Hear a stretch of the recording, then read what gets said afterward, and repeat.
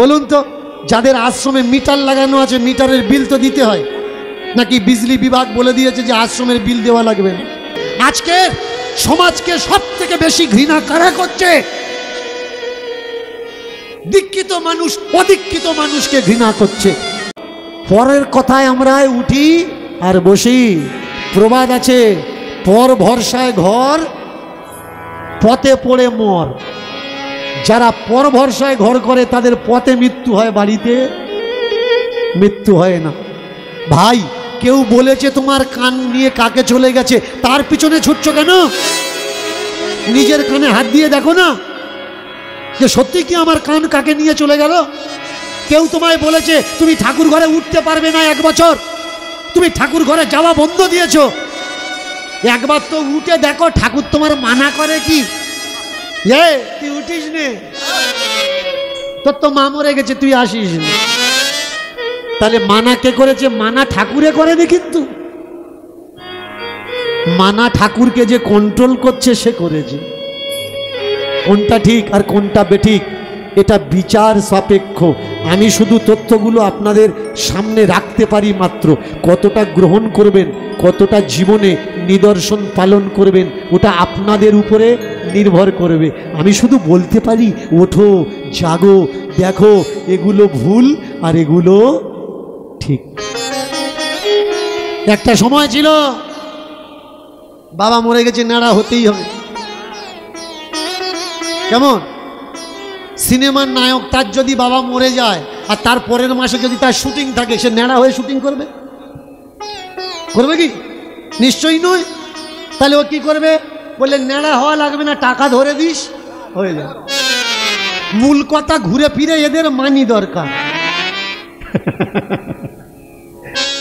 সে কম হলেও চলবে, বেশি হলেও চলবে। যারা যারা বৃন্দাবনে গেছেন, বৃন্দাবনে একটা নাম চলে, কৃষ্ণ নাম কিন্তু চলে না। রিক্সাওয়ালা সে কিন্তু বলে না হরে কৃষ্ণ, জয় নিতাই, জয় গৌর। সে কি বলে? সে বলে রাধে।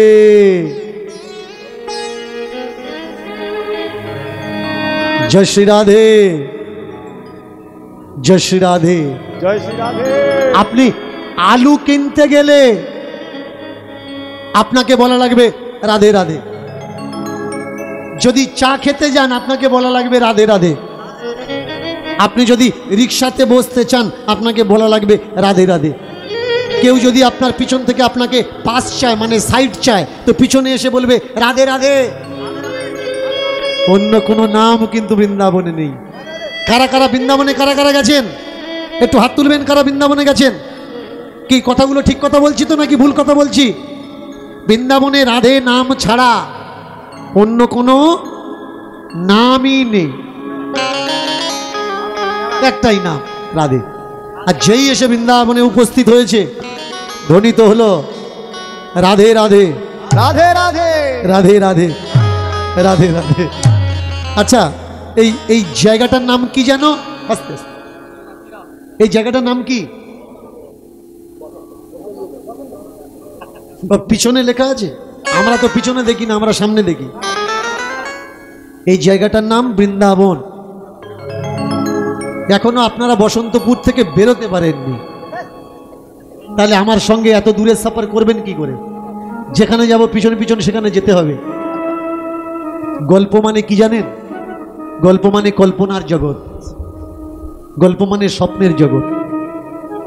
যেমন দিদিমা, ঠাম্মা, ঠাকুর দাদা যদি গল্প বলে, কোনো নাতি নাতনি তারা যদি গল্প শোনে, সেই গল্পের পরিপ্রেক্ষিতে তার চিত্তপটে সেই ছবি তৈরি করে সে। ঠাকুরদা নাতিকে বলছে একটা রাজকুমার, নাতির মনে অটোমেটিক একটা রাজকুমারের ছবি চলে আসছে। তবে গল্প বলা আর গল্প শোনার সার্থক হয়। কীর্তনে বসে কীর্তন শুনে চিত্তপটে সেই জায়গা আর সেই চিত্র যদি তৈরি না হয়, কীর্তন শোনার সার্থক হবে না। এসে দাঁড়িয়েছে কোথায়? বৃন্দাবন। আর এই বৃন্দাবনে এসে চতুর্দিকের মনোরম দৃশ্য দেখে, উঁচু উঁচু কোঠা, অট্টালিকা, আর কিছু মানুষ খালি গায়ে খালি পায়ে রাস্তায় ঘুরে বেড়াচ্ছে, রাধে রাধে রাধে রাধে রাধে রাধে। কিছু মানুষ গাছতলায় যাবেন, গিয়ে দেখবেন, আর কিছু মানুষ এসি রুমে। অমুক মহারাজ, নেম প্লেট আছে নিজেদের, 108, 112, 114, ঠাকুরদা কেলে সার্টিফিকেট সব নিয়ে বসে আছে। ওদের সামনে আপনি কিচ্ছু না। যদি বলেন দেখা করবো একটু, আরে হবে না, উনি বিশ্রাম করছে। তুই তাহলে বিশ্রাম করার জন্য ঘর ছেড়েছিস?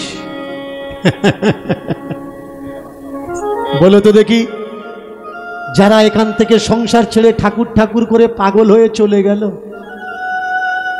এমন কোন গুরু মহারাজ দেখাতে পারবেন যারা মোবাইল ব্যবহার করে না? এ তো মোবাইল গুরু, এ তো কৃষ্ণ ভক্ত নয়। আর মোবাইল যারা ব্যবহার করে তারা জানে মোবাইলে ভালো জিনিস যেমন আছে, মন্দটাও আছে। তোরা আশ্রমে গিয়েছিস কৃষ্ণ সাধনা করবি বলে, তোদের ব্যাগে মোবাইল কি করছে? সাধু হবি যদি পাত থেকে মাথা পর্যন্ত সাধু হ না, তবে তো বুঝবো তুই বাবাজি। তা না হলে কি করে মানব? জেনে নিন কে বাবাজি। যে অট্টালিকায় বসে আছে ও বাবাজি নয়, ও একজন ফর্জি জোচ্চোর চিটিংবাজ। বাবাজি কে? যার কাছে অট্টো আর টালি নেই, গাছতলা আছে, যার কাছে খাবার দানাটুকু নেই, যে ভিক্ষে করে আর নিজের প্রতিপালন করে, ভিক্ষাবৃত অন্ন দিয়ে, ঠাকুর ছাড়া কিচ্ছু জানে না। বলতে পারবে যারা নিজেদেরকে সন্ন্যাসী আর ব্রহ্মচারী বলে দাবি করছে, তারা এসি ঘরে কি করছে? সেই যদি এসি ঘরে থাকবি, তা সংসার ছাড়লি কেন? বাবা ছাড়লি কেন? মা ছাড়লি কেন? ভাই ছাড়লি কেন? বোন ছাড়লি কেন? বাড়িতে থেকে একটা এসি লাগাতিস, ওই এসিতে তুইও থাকতিস, তোর বাম্মাও থাকতো। বুঝে নিতে হবে ভাই, সত্য আর মিথ্যা আপনার সামনে পড়ে আছে। আপনি যতক্ষণ না চিনতে পারবেন, আপনি জানতে পারবেন অরিজিনাল কে। অরিজিনাল মানুষ নিজের সুখ ঐশ্বর্য সচ্ছন্নের জন্যে কখনো দাবি করে না। যে কৃষ্ণচরণে সমর্পিত করেছে নিজেকে, সে হচ্ছে পিওর, সেই শিওর। আর যে কৃষ্ণচরণে নয়, অর্থের চরণে নিজেকে সমর্পণ করেছে, ভাবছে আশ্রমের বাউন্ডারিটা সামনে বছর পর্যন্ত কি করে দিয়ে দেবো। ও কৃষ্ণ চিন্তা করছে না, বাউন্ডারির চিন্তা করছে, কালেকশনের চিন্তা করছে। ও চিন্তা করছে বলুন তো, যাদের আশ্রমে মিটার লাগানো আছে, মিটারের বিল তো দিতে হয় নাকি? বিজলি বিভাগ বলে দিয়েছে যে আশ্রমের বিল দেওয়া লাগবে না। ওই বিলের টাকাটা কোত্থেকে আসে? তার জন্য তো কামানো লাগে। তাহলে ঘর ছেড়েছি কেন? ইনকাম করব বলে, নাকি ঠাকুর ডাকবো বলে? হরি নামের কামাই ভালো নাকি আরামের কামাই ভালো? আমি ব্রহ্মচারী, আমি অমুক মহারাজ, তুমুক মহারাজ, কিন্তু গদি ছাড়া আমি বসি না। কোনো ভক্ত গিয়ে বলছে, বাবা দুপুরবেলা যদি আপনি আমার বাড়িতে একটু চরণধুলি যদি দেন। মহারাজের কোনো আপত্তি নেই, বাঁশের থেকে কিন্তু কঞ্চিগুলো বড় হয়। যারা গুরু মহারাজের আশেপাশে ঘোরে বলে, গুরুদেবের নিবি, ক্ষমতা আছে, তোর বাড়ি যাবি, সেবা যত্ন করতে পারবি। আরে গুরু বাড়ি আসবে, বাবাজি বাড়ি আসবে, কি আছে? আসবে একটু ঘুরে চলে যাবে। কি ওরা মেনু প্লেট ধরিয়ে দেয়, মেনু প্লেট, সকালে এই লাগবে, বিকেলে এই লাগবে, রাত্রে এই লাগবে। এ সব কটা পাজি, কেউ নয় বাবাজি। বাবাজি কে? যে সংসার ছাড়ে না, সংসারে থাকে, সংসারের দায়িত্ব পালন করে, সংসারে থেকে হরিকে উপাসনা করে। বাবা, আগে বাবা হতে হবে, তারপরে জি। তোমার ছেলে পুলে কিচ্ছু হয়নি, তুমি বাবাজি হয়ে গেলে। দায়িত্ব দায়িত্ব কি? যেমন এই যে প্যান্ডেলটা তৈরি করা হয়েছে, এই যে চারটে খুঁটির দায়িত্ব কি? এর ভারটা বহন করা, ধরে রাখা। কিন্তু এই খুঁটিটা যদি এই ভারটা বহন না করে আর ও বলে এই দায়িত্ব আমি পালন করব না, এখান থেকে সরে গিয়ে বা আমি শুয়ে পড়ে হরিকে উপাসনা করব, এই দায়িত্ব যে পালন করছে না, সহ্য করতে পারছে না, ভেঙে শুয়ে পড়ছে, তার মানে কি বাঁশটা ভগ্ন, তাই এই বাঁশটা ওজন সহ্য করতে পারছে না। তাহলে যে যারা সংসারের চাপ, সংসারের দায়িত্ব সহ্য করতে পারেনি, সংসার থেকে পালিয়ে চলে গেছে, এসব কটা তো ভগ্ন মাল, লোড নিতে পারছে না। তাই এরা আবার বাবাজি কবে থেকে হলো এইটুকু আমি বুঝি। এটা বিচার সাপেক্ষ, বিচার বিবেচনা পর্যায়ে আলোচনা আপনাকে বলা লাগবে। আজকে সমাজকে সব থেকে বেশি ঘৃণা কারা করছে? দীক্ষিত মানুষ অদীক্ষিত মানুষকে ঘৃণা করছে।